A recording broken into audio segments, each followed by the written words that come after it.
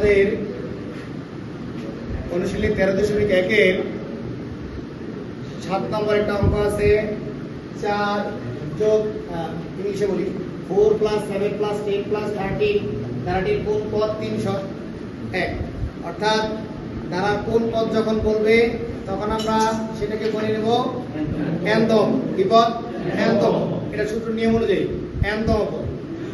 এখন আমরা ধারাটির প্রথম পদ পাইলাম কত, a সমান 4, a সমান কত পাইলাম 4, এবং সাধারণত d হচ্ছে দ্বিতীয় পদ বিয়োগ প্রথম পদ। এখন দ্বিতীয় পদ হচ্ছে 7 থেকে 4 গেলে কত 3, আবার 10 কে যদি ধরি দ্বিতীয় পদ তাহলে প্রথম পদ 7 ধরে 10 থেকে 7 গেলেও 3, আবার 13 থেকে 10 গেলেও কত 3। তাহলে আমাদের সাধারণ অন্তর হচ্ছে d, d এর মান 3। যেহেতু আমরা সাধারণ অন্তর পেয়েছি সুতরাং এটা একটি সমান্তর ধারা। তাহলে আমরা বলবো মনে করি সমান্তর ধারার n-তম পদ 301। কোন পদ 301 যখন বলবে তখন আমরা ধরে নেব n-তম পদ 301। এখন 301 না থেকে অন্য সংখ্যা থাকতে পারে, সেই ক্ষেত্রে আমরা n-তম পদ ধরে নেব ওই সংখ্যাটা, সর্বশেষ যে সংখ্যাটা আছে।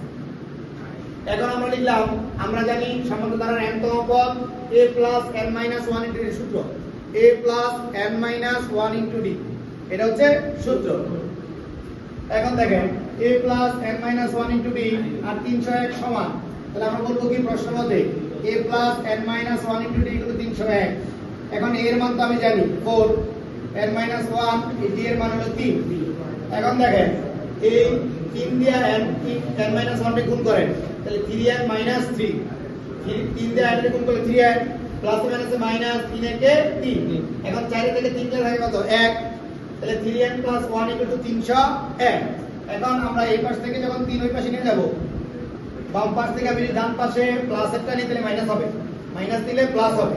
যেহেতু এখানে প্লাস ছিল এটা ওই পাশে গিয়ে হয়েছে কি -1, তাহলে 301 থেকে 1 গেলে 300 থাকে।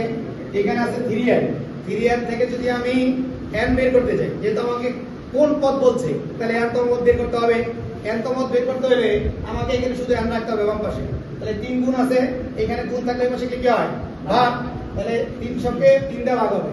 300 কে 3 দিয়ে ভাগ করলে 100, তাহলে n এর মান কত হচ্ছে 100। তাহলে আমরা কি বলতে পারি যে 4, 7, 10, 13 ধারার কোন পদ 301, 100তম পদ 301। তাহলে লিখব ধারার 100তম পদ 301, এটাই হচ্ছে উত্তর।